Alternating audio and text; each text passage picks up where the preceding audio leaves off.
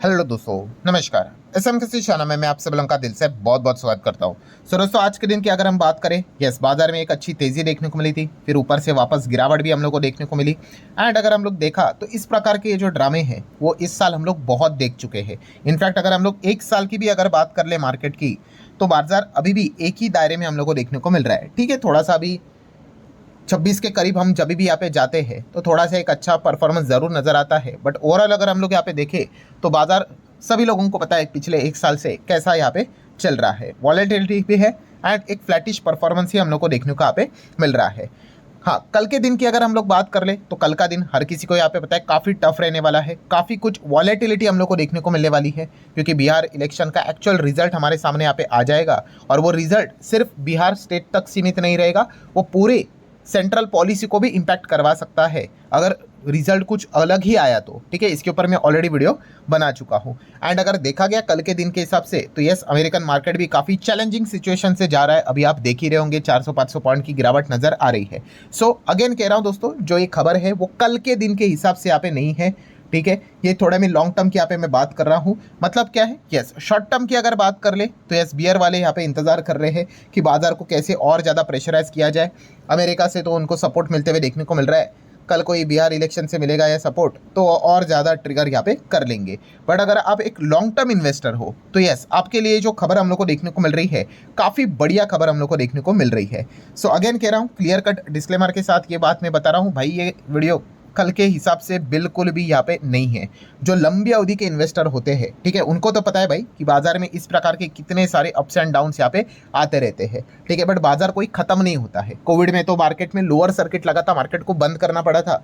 आज क्या हम कहाँ पे है ना, जिंदा है, मार्केट भी जिंदा है, कोई खत्म नहीं हुआ है। हाँ, शॉर्ट टर्म में वो हम लोगों को डिस्टर्बेंस देखने को मिल जाता है, वो कल परसों भी अगर देखने को मिल गया तो उसमें कोई बड़ी बात नहीं।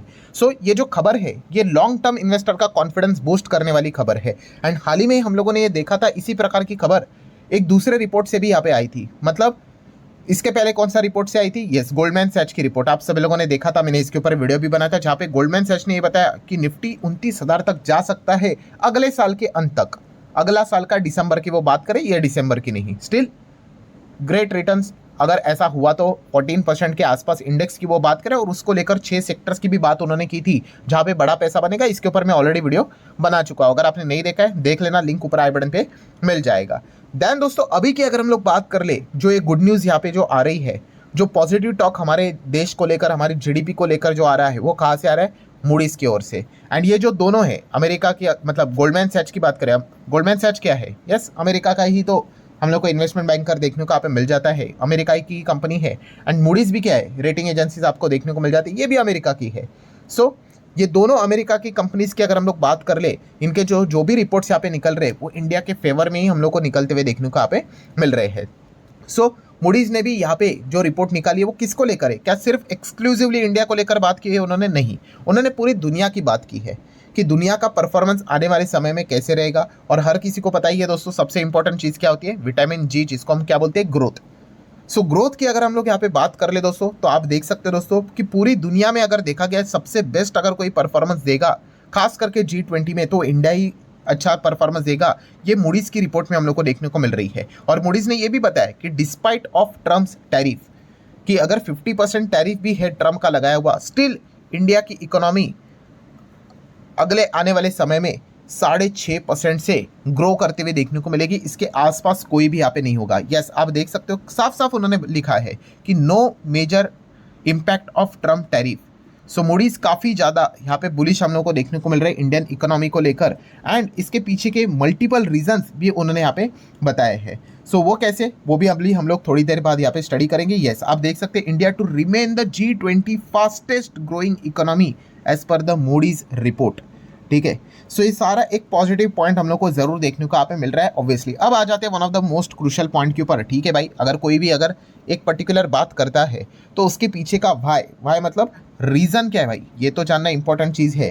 ठीक है, तो यहाँ पे मूडीज ने 3 से 4 रीजन हमारे सामने रखे कि ऐसा उनको लगता क्यों है कि इंडियन मार्केट इतना अच्छा कर सकता है, इकोनॉमी अच्छी कर सकती है। सो सबसे पहला जो पॉइंट है कि एक्सपोर्ट मतलब क्या, कि भाई ट्रंप ने टैरिफ लगाया है, इस चीज़ के चलते हमारा जो अमेरिका जैसा इतना बड़ा जो मार्केट है, ठीक है, वहीं से तो सबसे ज़्यादा ट्रेड सरप्लस निकलता था, भाई वो तो लगातार हम लोग लूज करते जा रहे हैं, खराब ही हो रहा है डेटा। आप यहाँ पे देख सकते हैं सितंबर का भी डेटा हमारे सामने यहाँ पे निकल कर आया। सो उसमें देखा गया कि India export to the America drop 12%, 12% से एक्सपोर्ट और ज़्यादा गिर गया। पर फिर भी अगर आप चेक करोगे ओवरऑल एक्सपोर्ट, ठीक है, इंडिया का ओवरऑल एक्सपोर्ट ये सितंबर में 6.25% बढ़ गया। ठीक है, मतलब आप समझ रहे हैं यहाँ पे कि इंडिया का टोटल एक्सपोर्ट तो यहाँ पे बढ़ रहा है। हाँ ठीक है, अमेरिका से रिलेटेड एक्सपोर्ट गिर रहा है। मतलब क्या है? यस, मतलब यही है दोस्तों कि इंडिया ने यहाँ पे क्या किया, अपने एक्सपोर्ट को डाइवर्सिफाई किया। इसीलिए आप यहाँ पे देख सकते हैं बहुत सारे जो आर्टिकल्स आपको देखने को मिलेंगे वहाँ पे वही चीज़ है कि India succeed in redirecting the export. मतलब यहाँ पे जा रहा था माल, वहाँ पे नहीं हो रहा है ना, ठीक है, तो चलो यहाँ पे भेज दो और यहाँ से पैसे कमाओ। इसे आप देख सकते हैं इंडिया का जो एक्सपोर्ट ओवरऑल बढ़ा है, इवन दो अमेरिका से एक्सपोर्ट गिरने के बावजूद। और यही पॉइंट मूडीज को काफ़ी इंटरेस्टिंग यहाँ पे लगी है और इसलिए वो यहाँ पे बता रहे हैं कि ट्रम्प टैरिफ का इम्पैक्ट इंडिया के ऊपर अभी हम लोग को इतना ज़्यादा देखने को यहाँ पे नहीं मिल रहा और आगे आने वाले समय में भी शायद से इतना ज़्यादा देखने को नहीं मिलेगा। और इसलिए वो ग्रोथ परसेंटेज 6.5% के आसपास यहाँ पे बता रहे हैं। देन अगर हम लोग बात कर ले दोस्तों तो monetary policy, yes monetary policy मतलब आरबीआई की जो पॉलिसीज यहाँ पे जो देखने को मिल रहे हैं इन्फ्लेशन को लेकर, रेट कट को लेकर, ठीक है, वो मूडीज को काफ़ी बढ़िया लग रहे हैं। ठीक है, ऐसे चीज़ है कि आरबीआई क्या कर रही है, ग्रोथ को सपोर्ट करते हुए देखने को मिल रही है। और इन्फ्लेशन भी इंडिया में जो भी सीपीआई का डेटा होता है वो लोएस्ट लेवल पे ही हम लोग को देखने को मिल रहा है। तो इस चीज़ के चलते कोई भी दिक्कत यहाँ पे नहीं होगी। ये भी एक पॉइंट मूडीज ने फिलहाल तो एक्सप्लेन करके रखा हुआ है। And then one of the most important point कि domestic demand, yes domestic demand में जो हम लोग को बूस्ट देखने को मिल रहा है। इंडिया का सबसे बड़ा एडवांटेज क्या है दोस्तों, एक डेवलपिंग कंट्री का एडवांटेज क्या होता है कि यस हमारे घरेलू ही डिमांड इतने ज़्यादा है कि बाहर से भी अगर बिजनेस ना हुआ तो भी हम मतलब बोलते ना हम खुद को ही संभाल सकते हैं, इतनी ताकत है हम में। ठीक है, अभी कुछ कंट्रीज कैसी होती है कि हाँ भाई उनके देश के अंदर सारी चीज़ें हो गई, ठीक है, तो उनको क्या करना पड़ता है, यस उनको दूसरे कंट्रीज में जहाँ पे डिमांड है वहाँ पे बिजनेस करके अपने कंपनीज को चलाना पड़ता है, ग्रोथ लानी पड़ती है। ठीक है, बट इंडिया जैसी कंट्री की अगर बात कर ले तो हमें बाहर की भी इतनी ज़्यादा ज़रूरत नहीं है। हमारा खुद का ही डोमेस्टिक लेवल का डिमांड इतने हायर लेवल का है, वहाँ पे हम क्या कर सकते हैं, अपनी पूर्तता कर सकते हैं और अच्छा खासा कंट्री को आगे लेके जा सकते हैं, बिजनेसेस अच्छा खासा रन कर सकते हैं, पैसे कमा सकते हैं। और इस चीज़ के चलते उन्होंने बात बताई है कि अगर आप इन सभी चीज़ों को जोड़ कर देख लो तो इंडिया काफ़ी बढ़िया परफॉर्मेंस दे सकता है। और इसलिए वो बता रहे कि अगले 2 साल, नेक्स्ट 2 साल की अगर हम लोग बात कर ले तो इंडिया की जो जीडीपी है वो यहाँ पे काफ़ी बढ़िया परफॉर्मेंस करेगी। और जितने भी देश देखने को मिल जाते हैं टॉप लेवल के G20 के, उसमें जो भी अगर आप ग्रोथ चेक करोगे तो इसमें इंडिया ही आपको नंबर 1 देखने को यहाँ पे मिल जाएगा। अच्छा, कुछ लोग ये ज़रूर सोचेंगे कि इतना सब कुछ होने के बावजूद भी एफआईएस हम लोग को लौटते हुए देखने को नहीं मिल रहे हैं। तो उन्होंने कहा कि यस एफआईएस फिलहाल भी टैरिफ को लेकर ही हम लोग को थोड़ा सा डाउटफुल सिचुएशन में चलते हुए देखने को मिल रहा है। अगर टैरिफ भी अगर हट गया तो एफआईएस की बहुत बड़ी वापसी भी यहाँ पे हो सकती है। तो उसके लिए क्या होना पड़ेगा, ट्रेड डील यहाँ पे लानी पड़ेगी, तभी जाके वो चीज़ें हम लोग को पॉसिबल होते हुए देखने को मिल जाएगी। सो ठीक है दोस्तों, ये एक अच्छा पॉइंट हम लोग को जरूर देखने को मिल चुका है, जो कि एक लॉन्ग टर्म इन्वेस्टर के लिए अच्छा पॉइंट है। कल क्या होगा, परसों क्या होगा, उसकी यहाँ पे मैं बात नहीं कर रहा हूँ। सो आशा करता हूँ दोस्तों वीडियो हेल्पफुल लगा होगा। चाहो तो लाइक एंड शेयर कर सकते हो। मिलते हैं नेक्स्ट वीडियो में, तब तक के लिए बाय।